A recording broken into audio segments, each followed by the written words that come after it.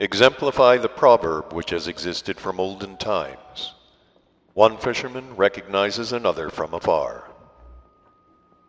And so, respected doctor, thanks just to the aforesaid causes wisely understood by my uncle, many women prostitutes from various other countries then appeared after several years among us in Persia.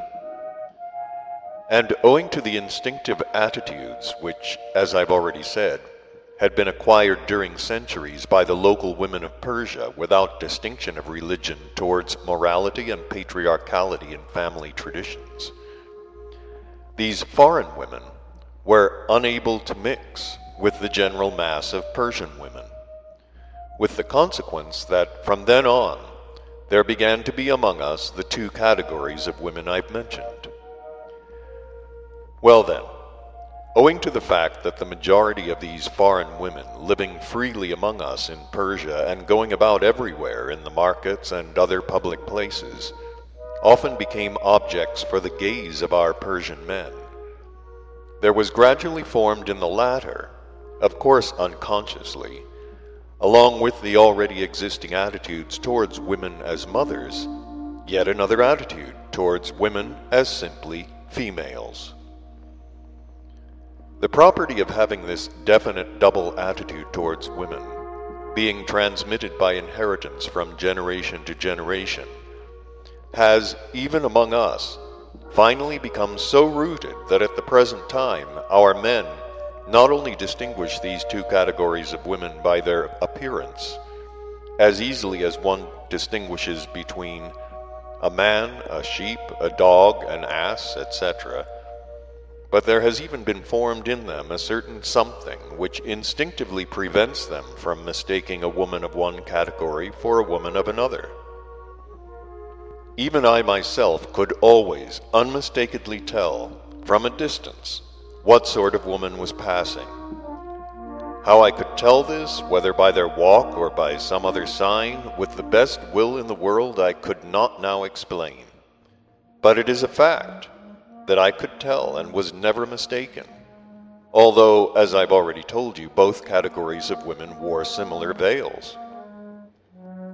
And every normal Persian, normal in the sense of not being under the influence of tambak, alcohol, or opium, the consumption of which has in recent times been unfortunately spreading among us ever more and more, can always unmistakably tell which woman represents a woman mother and which a woman female, that is, a prostitute. To every normal Persian among us, a woman mother, to whatever religion she may belong and regardless of family and personal relationships, is as his own sister.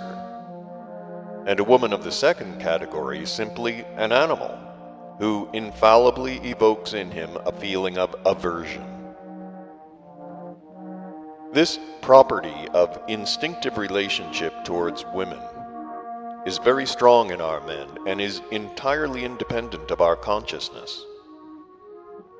For example, even suppose it should happen somehow or other that the youngest and most beautiful woman of any district should find herself in the same bed with a man of the same district, this Persian man, even with all his willingness, provided, I repeat, that he were not under the influence of opium or alcohol, would be organically unable to treat her as a female. He would treat her as his own sister. And even if she herself should manifest organic actions towards him, he would only pity her the more and regard her as possessed by an unclean power, and would try his best to help her free herself from this misfortune. And the same Persian man will, in a normal condition, also treat a woman of the second category, that is, a prostitute, as a woman female, since, however young and beautiful she may be, he will inevitably experience an organic aversion to her. Nor could he treat her as a woman unless there had been introduced into his organism the toxic products maleficent for people which I have enumerated. And so, respected doctor, I lived until my 20th year in Persia, under these morals and traditions like every ordinary normal Persian. At 20, on account of shares I had inherited, I happened to become a partner in a certain large firm which exported Persian dried fruit to various European communities. And my position in this firm, thanks to various circumstances independent of me, was such that I had to be its chief local representative in those countries of the continent of Europe to which these fruits were exported.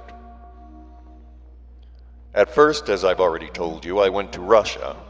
Then I went to Germany, Italy, and to other European countries, and now, finally, I have lived here in France already 7 years.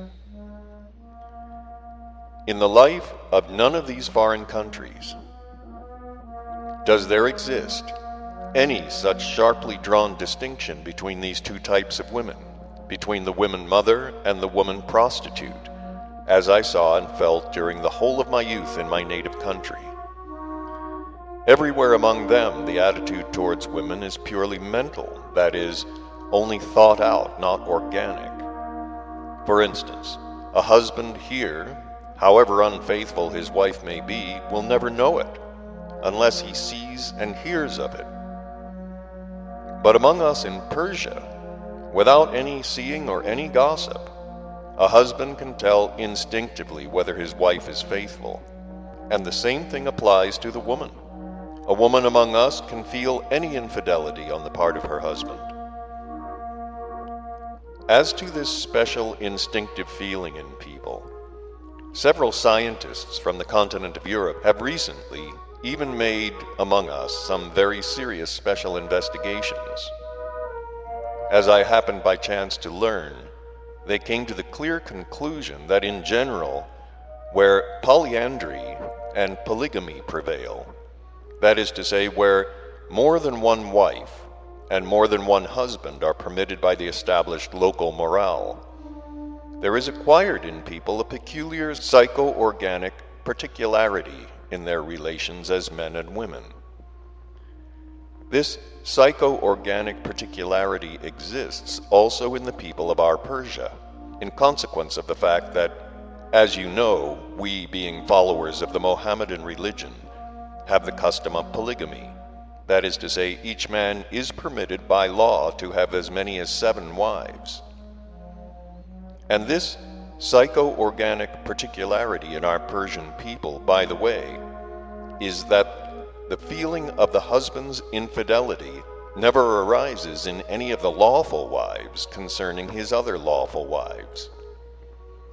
Such a feeling appears in one of the wives only when her husband is unfaithful with a strange woman.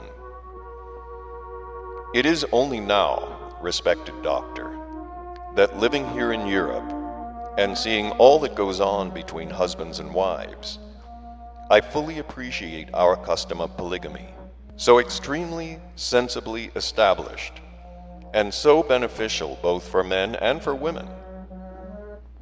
Although every man among us is permitted several wives and not simply one, as is the case here in Europe, where the Christian religion, which allows only one wife, is predominant, yet the honesty and conscientiousness of our men toward their wives are beyond compare with the honesty and conscientiousness existing among men here towards their one wife and their family in general.